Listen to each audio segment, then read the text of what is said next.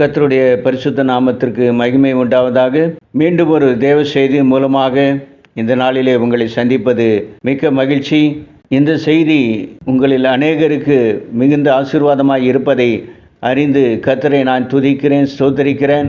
ஒரு சிலர் இதை மீண்டும் மீண்டும் இந்த செய்திகளை கேட்கிறீர்கள். உங்களுடைய ஸ்டேட்டஸாக ஒரு சிலர் வைத்திருக்கிறீர்கள். ஒரு சிலர் உங்களுக்கு அறிமுகமானவர்களுக்கு இந்த செய்தியை பகிர்ந்து அனுப்புகிறீர்கள். உங்களுடைய நற்காரியங்களை கர்த்தர் அறிந்திருக்கிறார். அதற்கேற்ற ஆசீர்வாதத்தை ஏற்ற வேளையிலே கர்த்தர் தாமே உங்களுக்கு தந்தருளி ஆசீர்வதிப்பாராக என்று உங்களை வாழ்த்துகிறேன். இந்த நாளின் செய்தி, நன்மை செய்யுங்கள். நீதிமொழிகள் 3வது அதிகாரம் 27வது வசனம்.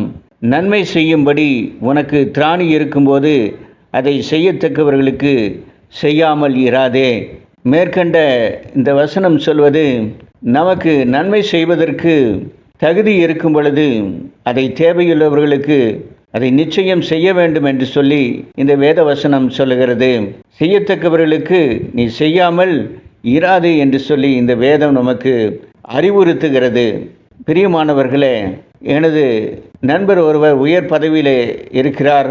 அவர் சொன்ன ஒரு காரியம், வேலை தேடி வேலையை கேட்டு அநேக விண்ணப்பங்கள் எனக்கு வருவது உண்டு. அந்த விண்ணப்பங்களை நான் பரிசீலிக்கும் பொழுது மிகுந்த கவனத்துடன் அதை பார்ப்பேன். தகுதியுள்ளவர்களுக்கு, எளியவர்களுக்கு அந்த வேலை அவர்களுக்கு சென்றடைய வேண்டும் என்பதிலே நான் மிகுந்த கவனமாக இருந்து அவர்களுக்கு நான் உதவி செய்வேன் என்று சொன்னார். இன்றும் அநேக செல்வந்தர்கள் தங்களுடைய செல்வத்தை அநேக ஏழை எளியவர்களுக்கு கொடுப்பதை, மருத்துவ உதவி அளிப்பதை, கல்விக்காக அவர்கள் செய்கிற உதவிகள், அவர்களுக்கு அவருடைய அன்றாட தேவைகளுக்காக செய்கிற உதவிகள், இவைகளை நாம் அநேக இடங்களிலே நாம் பார்க்கிறோம். வேதத்திலே பார்க்கும் பொழுது மொர்தெகாய் எஸ்தர் இடத்திலே சொன்ன ஒரு காரியம், தேவன் உன்னை உயர்த்தி இருப்பதற்கு ஒரு நோக்கம் இருக்கிறது, ஒரு முகாந்திரம் இருக்கிறது. உன் ஜனங்கள் படும் பாடுகளை பார்த்து நீ அவர்களை இக்கட்டிலிருந்து நீக்கும்படியாக, அவர்களை விடுவிக்கும்படியாக, அவர்களுக்கு உதவி செய்யும்படியாக தேவன் உனக்கு இப்படிப்பட்ட உயர்வை கொடுத்திருக்கிறார். இந்த காலத்திலே நீ மௌனமாய் இருந்தால் யூதருக்கு ரட்சிப்பு வேறு வழியாய் வரும் என்று சொல்லி எஸ்தரிடத்திலே மொர்தெகாய் சொல்வதை பார்க்கிறோம். மேற்கண்ட வசனம் நமக்கு தெளிவாய் சொல்லுகிறது, நன்மை செய்யும்படி உனக்கு திராணி இருக்கும் பொழுது அதை செய்யத்தக்கவர்களுக்கு செய்யாமல் இராதே. நமக்கு கொடுக்கப்பட்டிருக்கும் செல்வம், நமக்கு கொடுக்கப்பட்டிருக்கும் உயர்ந்த பதவிகள், இவைகளெல்லாம் தேவன் நமக்கு தந்திருப்பதற்கு ஒரு நோக்கம் இருக்கிறது. தேவனிடத்திலே நமக்கு ஒரு பெரிய எதிர்பார்ப்பு இருக்கிறது. நம்ம இடத்திலே தேவன் எதிர்பார்க்கிறார். நம்மை சுற்றி இருக்கும் நம் உறவினர்கள், நண்பர்கள், உடன் பணியாற்றுவர்கள், இவர்களுக்கு நாம் நன்மை செய்ய வேண்டும் என்று தேவன் எதிர்பார்க்கிறார். பிரியமானவர்களே, ஒருவேளை நீங்கள் அநேகருக்கு உதவி செய்து கொண்டிருக்கலாம், நன்மை செய்து கொண்டிருக்கலாம். அப்படி செய்து கொண்டு இருப்பீர்களானால் உங்களை நான் வாழ்த்துகிறேன். தேவன் தாமே உங்களை ஆசீர்வதிப்பாராக. ஒருவேளை நான் யாருக்கும் எந்த நன்மையும் செய்ததில்லை, உதவியும் செய்ததில்லை என்று சொல்லி நீங்கள் சொல்வீர்களானால் இன்றிலிருந்து அதை துவக்குங்கள். கர்த்தர் உங்களை ஆசீர்வதிப்பாராக. அப்போஸ்தலர் நடபடிகள் 10வது அதிகாரம் 38வது வசனம்.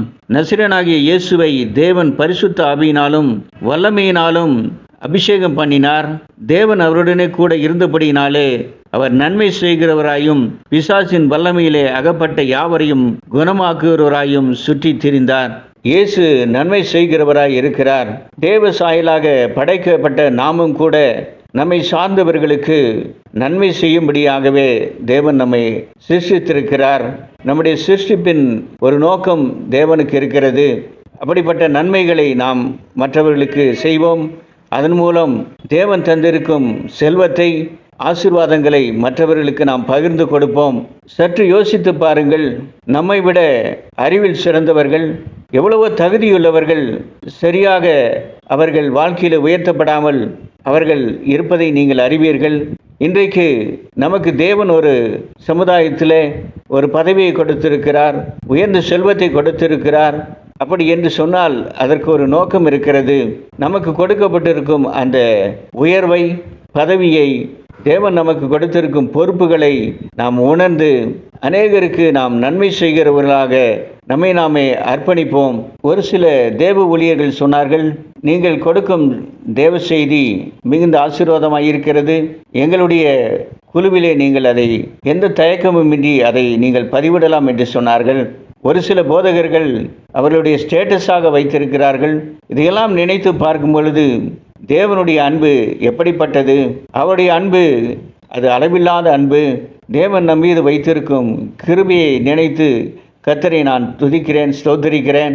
இந்த செய்தியை நீங்கள் எப்படிப்பட்ட சூழ்நிலையிலே நீங்கள் கேட்டுக்கொண்டிருந்தாலும் தேவன் உங்களோடு இடைப்பட்டு கொண்டிருக்கிறார். தேவனுடைய வார்த்தையிலே வல்லமை இருக்கிறது. இந்த தேவ வார்த்தைகள் ஜீவனுள்ளவையாக இருக்கிறபடியால் நீங்கள் நன்மை செய்யும்படி தேவன் இன்றைக்கு உங்களை அழைக்கிறார்.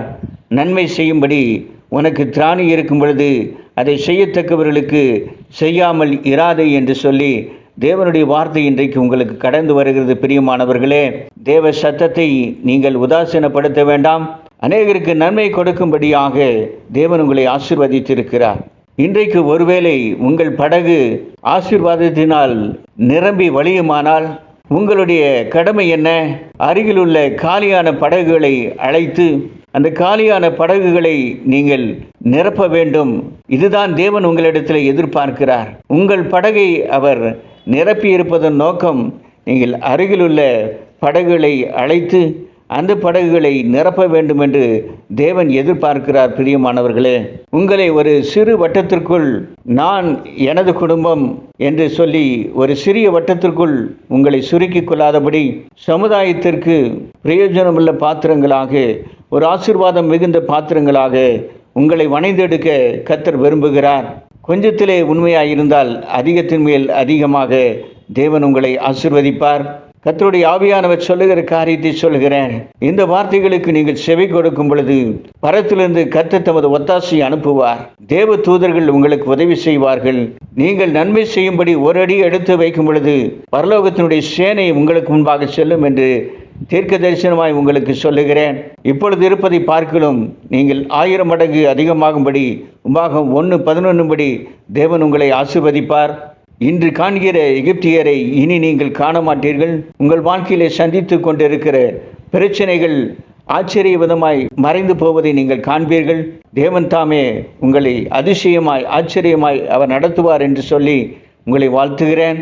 நீங்கள் தடையாய் சந்தித்து கொண்டிருக்கிற பிரச்சனைகள் மாறும், நோய்கள் விலகும், கடன் பிரச்சனையிலிருந்து விடுதலையாவீர்கள். தேவன் தருகிற அற்புத சுகத்தை பெற்றுக்கொள்வீர்கள். நீங்கள் ஒரு தேவனுடைய பாத்திரமாக விளங்குவீர்கள் என்று உங்களை நான் ஆசீர்வதிக்கிறேன், வாழ்த்துகிறேன். இந்த செய்தி உங்களுக்கு மிகவும் ஆசீர்வாதமாக இருக்குமானால் இந்த செய்தியை உங்களுக்கு அறிமுகமானவர்களுக்கும் இதை பகிர்ந்து அவர்களும் இந்த ஆசீர்வாதத்தை பெற்றுக்கொள்ள நீங்கள் உதவி செய்யும்படி அன்பாய் கேட்டுக்கொள்கிறேன். எங்கள் ஊழியங்களுக்காக நீங்கள் தொடர்ந்து ஜெபியுங்கள். இந்த வார்த்தைகள் மூலமாக கர்த்தர் உங்களை ஆசீர்வதிப்பாராக என்று வாழ்த்துகிறேன். ஆதியாகமம் 12:2 சொல்லுகிறது, நான் உன்னை பெரிய ஜாதியாக்குவேன், உன் பேரை பெருமைப்படுத்துவேன், நீ ஆசீர்வாதமாய் இருப்பாய் என்று சொல்லி இந்த வார்த்தைகள் மூலமாக கர்த்தர் உங்களை ஆசீர்வதிப்பாராக என்று வாழ்த்துகிறேன். ஆமேன்.